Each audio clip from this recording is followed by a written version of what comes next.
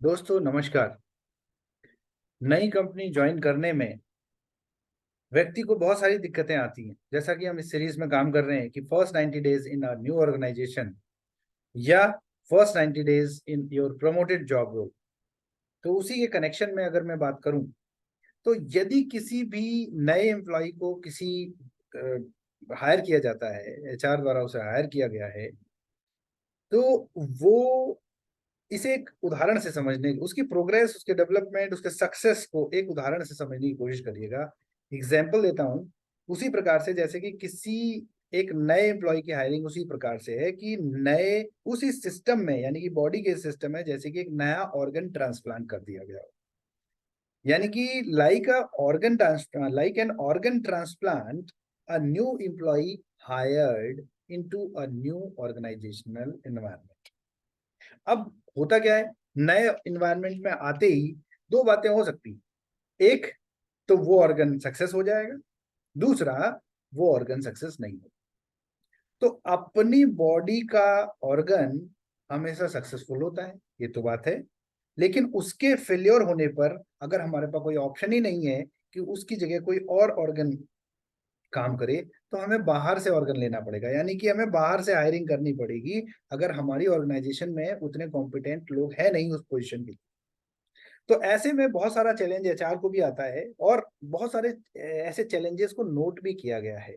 तो उसमें से एक चैलेंज है कि जैसे leader from the outside of the company is not familiar with the informal network of the company. तो कंपनी का जो नेटवर्क है, उसके कम्युनिकेशन का मीडियम है, उससे वो उतना फेमिलियर नहीं होता, पॉइंट नंबर वन। दूसरा, कंपनी के अगर बाहर से कोई व्यक्ति लिया है तो कंपनी के कल्चर को भी वो नहीं समझ पाता, समझने में समय लगता है।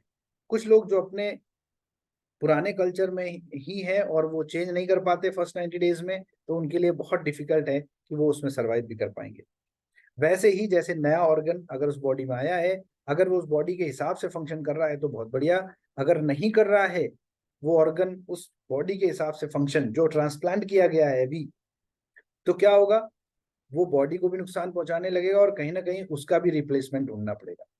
तो मैंने बहुत ही सीधे शब्दों में, सरल शब्दों में बहुत ही कड़वी बात बोली है दोस्तों, तो इसको समझने की कोशिश करिएगा। तो ये जो चैलेंजेस हैं क्यों हैं, पहला तो बंदा कम्युनिकेशन मीडियम नहीं जानता, फॉर्मल इनफॉर्मल कम्युनिकेशन मीडियम क्या है, कंपनी का कल्चर क्या है, इसके बारे में उसे नहीं पता। दूसरा, he is also unknown about the organisation, उसकी क्रेडिबिलिटी भी नहीं है। पुराने व्यक्तियों की क्रेडिबिलिटी है, वो अभी नया आया है, उसको प्रूव करना है अपने आप को, तो क्रेडिबिलिटी भी नहीं है। और जैसा कि वो बहुत पहले से इस ऑर्गेनाइजेशन में नहीं था, वो नया आया है, तो उसकी एक्सेप्टेबिलिटी भी उतनी ज्यादा नहीं होती। तो ये बड़े कुछ बहुत ही चुनिंदा रीजंस हैं जिनकी वजह से उसके फेल्योर के चांसेस ज्यादा होते हैं। बट वो उसमें भी सक्सीड हो सकता है, सफलता पा सकता है, सिर्फ एक चीज करके। वो क्या है कि analyse and plan your first 90 days in a new organisation. उसमें करना क्या होगा, चार विशेष चीजों पर आपको ध्यान देना होगा। जो व्यक्ति नई ऑर्गेनाइजेशन ज्वाइन करने जा रहा है, he have to focus on four important things. पहला है बिजनेस ओरिएंटेशन। दूसरा है स्टेक होल्डर कनेक्शन। तीसरा है alignment of expectation with the seniors और द कंपनी ऑर्गेनाइजेशन। और चौथा है कल्चरल एडेप्टेशन। ये चार बहुत ही महत्वपूर्ण बिंदु हैं। मैं इनको फिर रिपीट कर रहा हूं, और अगले वीडियो में एक एक करके हर एक पे वीडियो बनाएंगे, या एक ही वीडियो में मैं आपको ये सारी चीजें बता दूंगा। पहला है बिजनेस ओरिएंटेशन। दूसरा है स्टेक होल्डर कनेक्शन। तीसरा है एक्सपेक्टेशन अलाइनमेंट। और चौथा है कल्चरल एडेप्टेशन। तो ये चार चीजों पे आपको ध्यान देना है। और यदि कोई व्यक्ति इन चार चीजों को कंट्रोल कर लेते हैं अपने first 90 days of into a new organisation, तो उन्हें सफल होने से कोई नहीं रोक सकता। तो आज की इस लर्निंग के साथ यहाँ तक ही हम रखते हैं।